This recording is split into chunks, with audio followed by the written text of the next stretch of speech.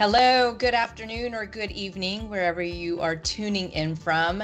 Thank you for joining us tonight. My name is Andrea Millers with Endogastric Solutions. We have the great pleasure of having our special guest, Dr. Pruthi, from California, if you will, here with us today. Thank you, Dr. Pruthi, for being here. We appreciate it. Thank you, Andrea, for giving me the opportunity to come on. Yes, thank you.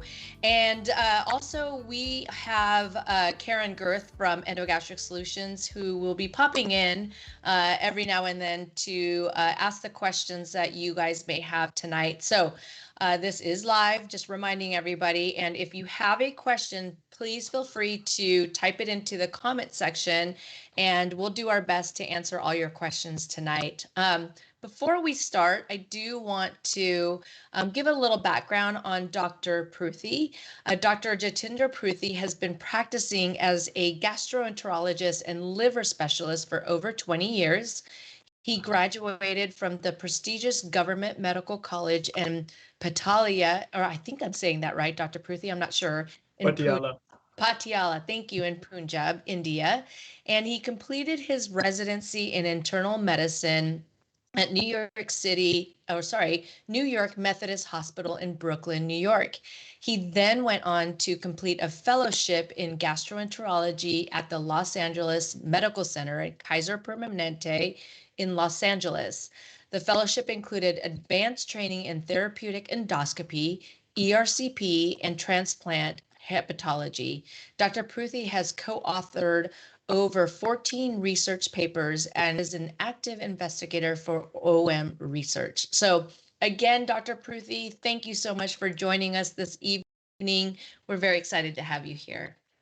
Thank you for the kind introduction. You're welcome. So before we start, Dr. Pruthi, maybe you can give a little background about you and your practice, and then also let everyone know that is watching where I believe your practice is called Insight Digestive Healthcare, correct? Yes. Okay. So I'm a gastroenterologist with Insight Digestive Healthcare. So we are the largest gastroenterology private practice, single specialty practice group in California. So we have locations all over Southern California and some in Northern California also, and then some along the coast. I am located primarily in Lancaster. It's about, it's a suburb of Los Angeles, and I specialize in therapeutic endoscopy. We have been doing TIF procedures for the last 3 years now at this location, and I'm pleased to share with you the experience today that our results have been excellent. Perfect. Yeah. And some of you who are avid followers of us and watch our TIF Talk, Dr. Pruthi actually did a TIF Talk. Was it last year, right? Just before 2019, yeah, before it was COVID. 2000, before COVID hit, right? And we were there live. So Yes. I know we're here virtual today, but still good information. So Dr. Pruthi, why don't you kind of start us off and explain what GERD is, what is the scientific explanation of it, and what could patients potentially feel if they were suffering from GERD? So GERD, G-E-R-D, stands for gastroesophageal reflux disease. So when the gastric contents reflux back up in the esophagus, and they cause symptoms and issues, then we call, okay, this patient or this person is having reflux disease. All kind of gastric contents can reflux up. Most commonly, of course, acid. Acid backs up in the esophagus, and it can erode the lining of the esophagus and damage the lining and lead to erosions, ulcers, bleeding, and various other complications. And patients have reflux symptoms, heartburn symptoms, or they can have extra esophageal reflux symptoms too. So that is, in a nutshell, reflux disease. Now, if we control the acid, some bile or any other content can also back up in the esophagus. So the problem is that the sphincter between the esophagus and stomach is not working properly. So normally we have a sphincter at the esophagus and stomach junction is called as lower esophageal sphincter, and there's a valve so that keeps the acid and the contents from backing up in the esophagus. If that is defective, it remains open, and the acid or other contents can freely back up and cause symptoms. So that is, in a simplistic way of putting it, that's how the reflux happens. Thank you for that. And can you talk a little bit about what are the different types of things that you recommend for patients to do if they were just kind of managing their GERD, if you will? So, initially before they look into technically a treatment option as a procedure, food, lifestyle changes, all that kind of stuff. What would you generally recommend for them to do? So a lot of people, when they start to experience heartburn or regurgitation in acid, or things are backing up in the esophagus, so they try to, figure it out what kind of food items, with making their symptoms worse. So normally, acidic foods, spicy foods, soda, carbonated drinks, caffeine, mint, chocolate, alcohol, and those red spaghetti sauces, pizza things. So those are the things which, and fatty and fried foods, which will relax the sphincter and the acid backs up or the contents back up more. So first of all, people try to modify the lifestyle. So try to avoid these food items which make the symptoms worse or which make the reflux disease worse. Then they try over-the-counter medications. Commonly available medications are H2 blockers, Pepcid, and ranitidine, and Tums. Those are the antacids or Maalox or whatever people drink to keep the acid down. And then proton pump inhibitor therapies like Nexium, Prilosec, those are also available over the counter, or omeprazoles. So people try to use those to keep the acid under control for a limited period of time. And then ultimately, the symptoms are not getting better. They go to their primary physician, and their primary physician will look further and they will recommend, okay, maybe you should do some little bit more in terms of raise the head end of the bed by 4 inches, try to lose some weight, quit smoking, quit alcohol, and try them on a prescription strength PPI therapy. And then the next step, they come to us. What's happening? They come to the gastroenterologist and see what is a definitive therapy that they can explore further. Yeah. These are the basic initial things that everybody goes through. Yeah. Thank you for explaining that. To be honest with you, I'm one of those, I have to raise my hand, who went to my PCP, and she actually put me on, prescription PPI, if you will. And I'll have to tell you, I've been on that for almost a year and a half now. Can you talk a little bit about, the longevity and how long do you generally recommend people to be on PPIs? Yes, so PPIs are the drugs which will inhibit acid production. So we don't want to excessively inhibit acid production for a long time also. So then in the long run, the PPIs will lead to side effects. Like they can affect the magnesium levels, they can affect the kidney function, they can affect the bones, cause osteopenia, osteoporosis, dementia. In the long run, there are a lot of side effects from the PPI therapy. So you don't want to take any medicine for, say, for a long period of time unless you have another alternative. So here we have alternatives. and we don't want to get stuck with the medicines which may harm us in the long run for a long period of time.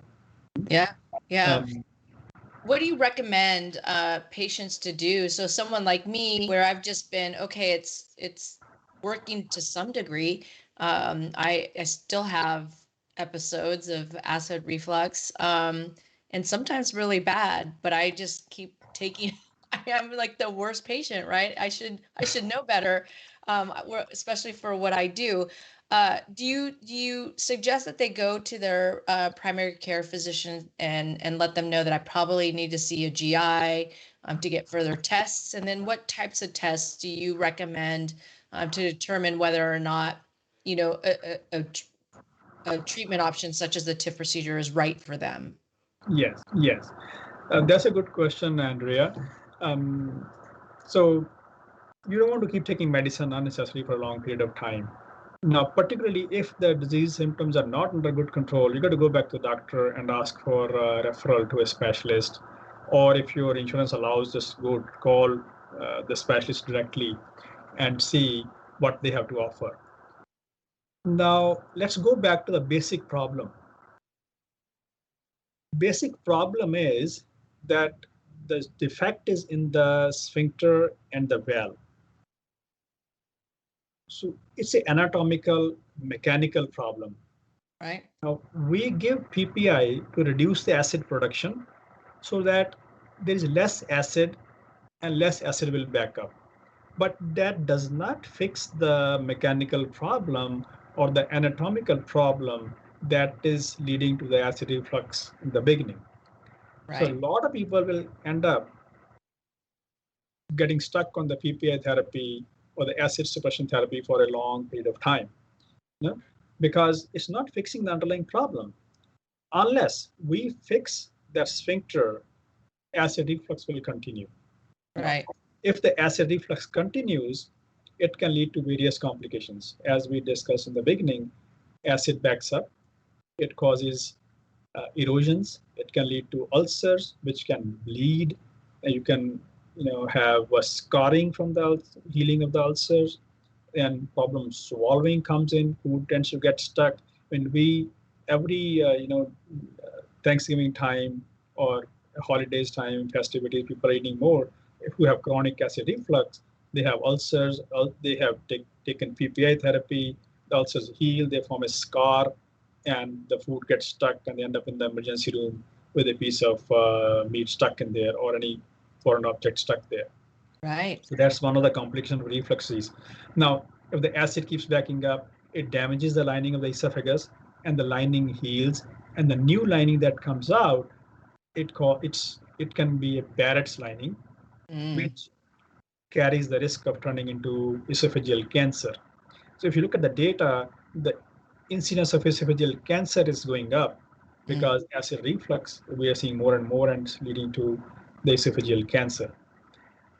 Now, Right. if we prevent the acid from backing up, correct the problem, that mechanical problem, then hopefully we can avoid all these complications down the road.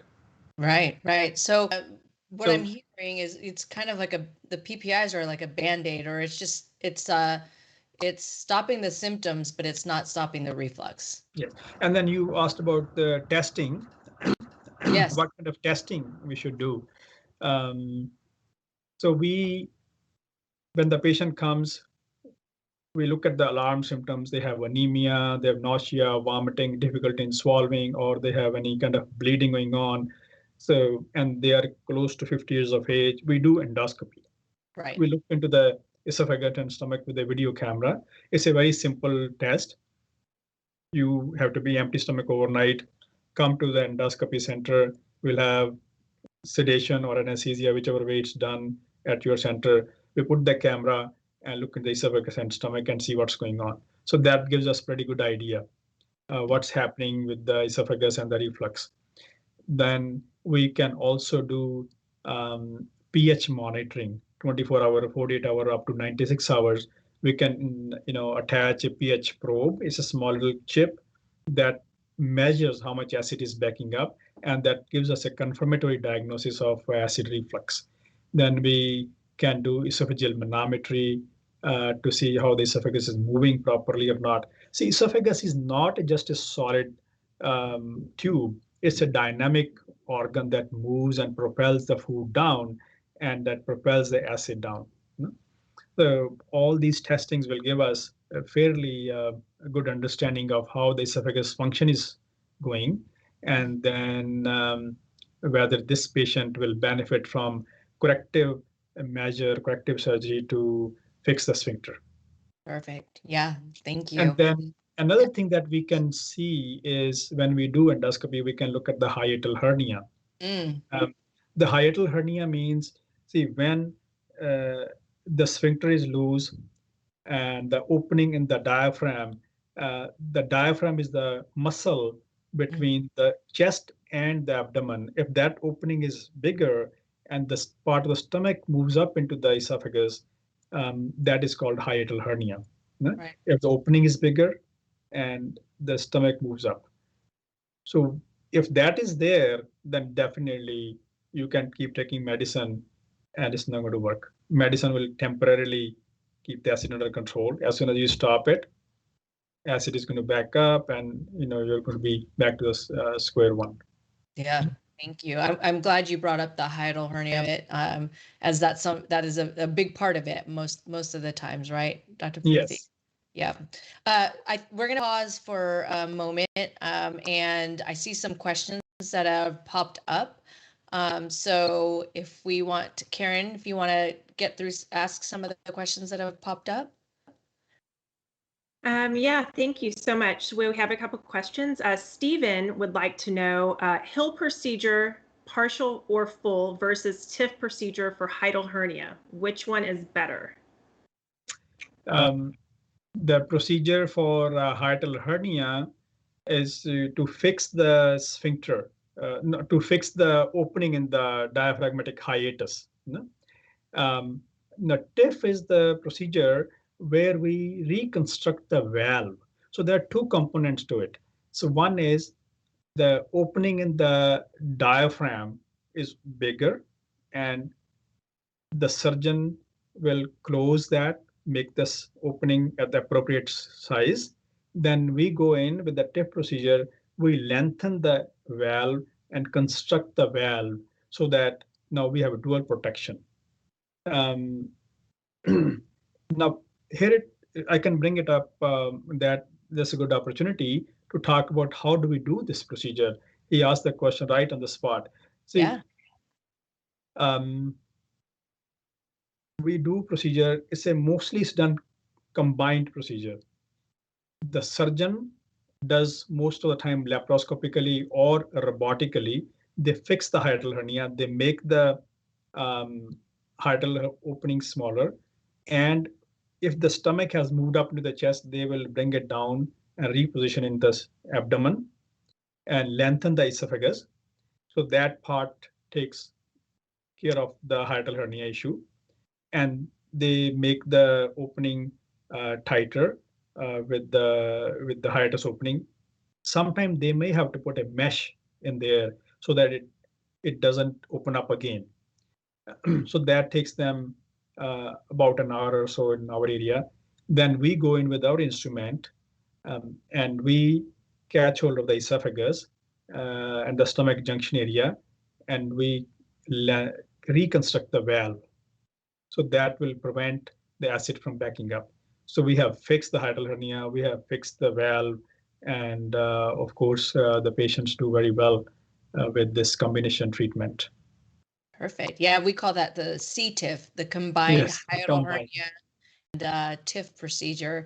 And any more questions, Karen? I think I see a couple of them. We do. From Madeline, what is low acid, and how do you know if you have low acid? So low acid means there is that stomach is not producing enough acid. I hope that's what she's asking. Yeah. So then that means stomach is not producing acid. When we do endoscopy, we see that the gastric lining has become atrophied, and that kind of gives us some idea that it's producing less acid. Otherwise, you have to measure the basal acid production, you have to pump the gastric acid out and in 24 hours and see how much acid it is producing. It's not a simple test and it's not done frequently. Perfect. Thank you. And Karen, any other questions? We have one more. Can acid from GERD cause dental problems? Yes, very important issue.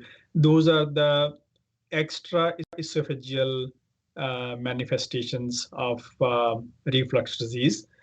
As the acid backs up, the fumes can reach the teeth and people come with dental caries. So we have patients referred by a dentist. Okay, these they have denture problem because acid. Now acid backs up and can cause hoarseness of voice, laryngitis, chronic cough, or even asthma because acid fumes rise up and people inhale those and they come with asthma. And they can have non-cardiac chest pain because of the acid reflux too. And they have some people have problem with the ears or nasopharyngeal area also because of the acid reflux. Yeah, that's a good point. So even from dentists and or ENT sometimes, yes, right, will refer patients to you probably for GERD. Let's talk a little bit about the TIF procedure. You did speak about how it works and what you do, and especially when you do a combined procedure when you partner with a surgeon to do that. Can you talk a little bit about the side effect profile and also the long-term durability of the TIF procedure?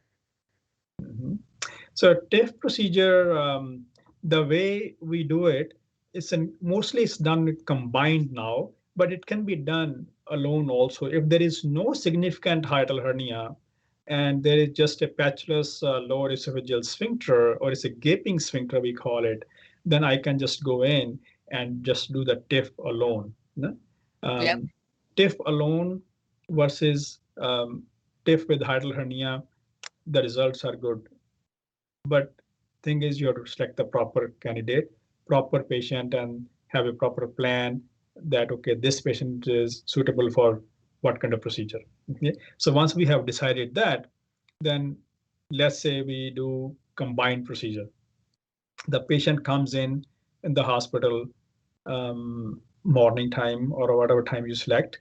The surgeon does his part, and then the gastroenterologist, I do my part, and it total time is about 2 to 2.5 hours surgery time, and then we recover the patient in the hospital overnight, observe them for 23 hours or so, and next morning I generally do a barium swallow test to look at the integrity of the TIF and make sure there is no leakage or any other thing going on, and then that also gives us an idea how the swallowing is appropriate or not, and then off they go home.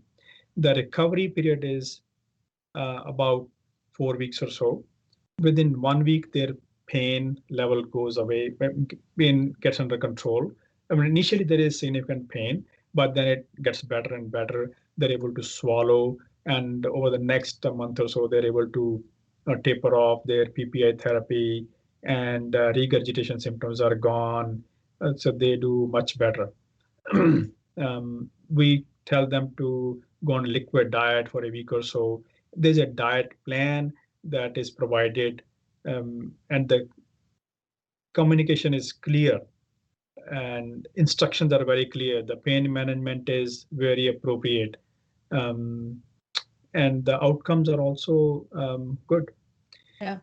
Then the complication rate is very low. We haven't had any significant complication rate. Of course, there is a risk of perforation, risk of getting abscess, but those things are very, very rare. These are elective procedures for an elective non-life-threatening condition at this time. So this is very, very successful. So we are very impressed and very happy to report that. Perfect. And the longevity, we now have data for 10 years. Its durability is about for 10 years. We have the data now, and about 80% patients are completely off the PPI therapy. That means they're able to stop it. You know? Yeah. They don't need the therapy, PPI medications anymore, and that's Yeah. our goal. And the durability of response is there. Yeah. Perfect. Yeah. So I just want to, because you were talking about the procedure and the combined procedure, Stephen just had a comment asking, so the CTIF is a Nissen procedure followed by the TIF. So I actually would like you to address that. It is not, Stephen. Can you explain the difference of what a Nissen procedure is versus what maybe even a combined hiatal hernia repair and TIF procedure is, or even just the difference of a Nissen and a TIF procedure? Yes, yes. So Nissen procedure is the surgical procedure where the surgeon goes in and fixes the stomach into the abdomen, and then they wrap the fundus and in a partial wrap or a 270-degree wrap or 360-degree wrap. So they put the sutures and fix it. Now, a lot of people get problems after Nissen because they can wrap is too tight, or it opens up. The people cannot burp, they cannot vomit. The gas kind of builds up in the stomach called as gas bloat syndrome. So those are the common things that happen after Nissen fundoplication. All right. And on the other hand, with TIF procedure, it's entirely different. Now we are working with the esophageal muscle tissue and esophageal sphincter. We adjust it, lengthen it, and make a valve out of it so that we don't have those problems that come with Nissen fundoplication. As the name suggests, Nissen fundoplication, they wrap the fundus around it. So our TIF procedure is the making a valve and lengthening the esophagus. So people can normally burp, people can vomit, or it just becomes a normal valve. The swallowing problem, doesn't come. It's not that people are going to not be able to swallow food. They swallow everything very well. So these are the basic differences with Nissen versus TIF procedure. So now I think in the future, this is the way. Have the hiatal hernia fixed by a surgeon and do the TIF procedure to make the valve to prevent acid from backing up and to prevent all the complications associated with the GERD. Yeah, perfect. Thank you. I appreciate that. And I'm seeing a lot of questions pop up, so I'm going to pass it over to Karen to get through some of the questions that are coming up. Thank you. Thank you. Thank you. We do have a lot of questions. We have one from Wendy. How does reflux cause cough? Yeah, when the acid fumes back up, you can inhale those fumes, and that irritates your windpipes and trachea. They go into spasm, and then you cough. And irritation happens in the airways. Excellent. And thank you. We have one from Matthew. What are your concerns about the recent FDA warnings about long-term PPI use? Yes, so very good question. We talked about it. Long-term PPI use is definitely a concern. That's why FDA put out a warning.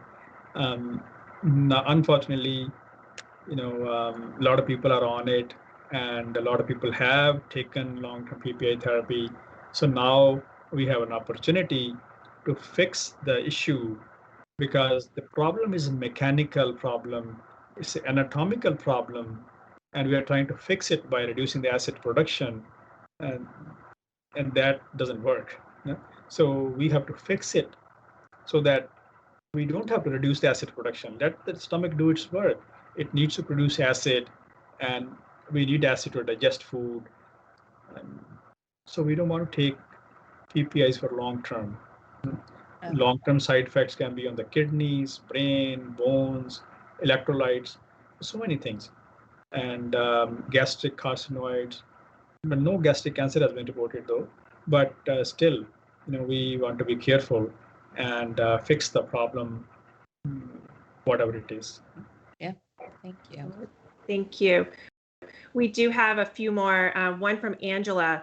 Doctor, the endometriosis makes me have GERD. Do you know why?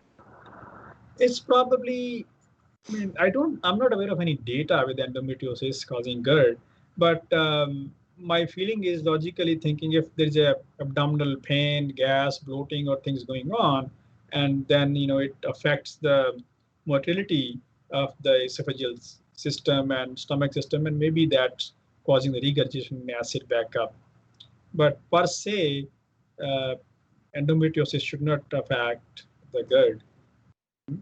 But logically, anything that is irritating your abdominal area, and it's going to make your stomach wheezy, and then you feel like things are backing up, and you get nauseous. Absolutely. And we have one more.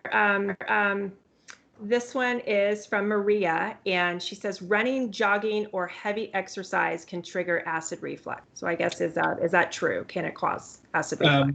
When we are breathing hard, or there is a intra-abdominal pressure rises for any reason, so that will push the acid back up in the esophagus, and people can feel nauseous and feel the heartburn whenever there's a pressure, when the intra-abdominal pressure is high for any reason. Okay. That's all we have for now. Yep. Okay. I do see one question here, and this is specific to you, Doctor, to your practice. They're asking if you accept uninsured patients, and then also there's a question about what is the approximate cost of the CTIF. So I'm not sure how you handle that, but maybe they're in your area and want to contact you, so I'll let you answer. Yes. Yeah, there are uninsured patients who can come for TIF procedure.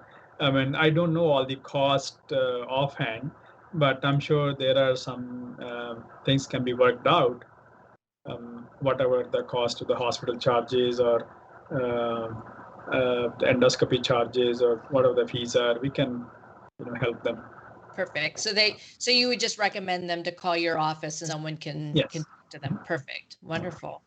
Well, before we conclude for the evening, I do want you to give you the opportunity, if there was one thing or one, that words of advice for those patients, maybe you'll be talking to me, that suffer from GERD, what would your recommendation be for those people that are watching tonight? That they don't have to suffer. There are treatment options. Talk to your doctor, ask for the recommendation, get the treatment options, and don't stay on the PPI therapy indefinitely. Get the definitive answer for the problem, and we have a good solution. Yeah. And that's why it's endogastric solutions. Yeah, I hear you, Dr. Pruthi. I feel like you're talking to me. But before we conclude, if you don't mind, remind everybody how they can get a hold of you and contact you if they're interested in scheduling an appointment or talking to you more about their GERD and finding a treatment option for them. Yes, you can call my office. The phone number is 661-522-4567, and go on the website. We have insightdigestive.com, INSITE digestive.com, and you can reach me anywhere. You can reach Google me. Google knows more about us than anybody else. Yeah, so Dr. Pruthi's address and phone number and also website is located on the top right-hand corner if you're watching. So you can contact his office to schedule an appointment. If you're not from the Lancaster or kind of LA area, you can go onto GERDhelp.com. We do have a physician finder on there, and you can put in your zip code or state, and you'll be able to find a TIF-trained physician in your area. Again, Dr. Pruthi, we can't thank you enough for joining us this evening. We really appreciate it. I know that the patients that are watching and ask questions really appreciate it. And thank you to all of you who stayed on and asked questions.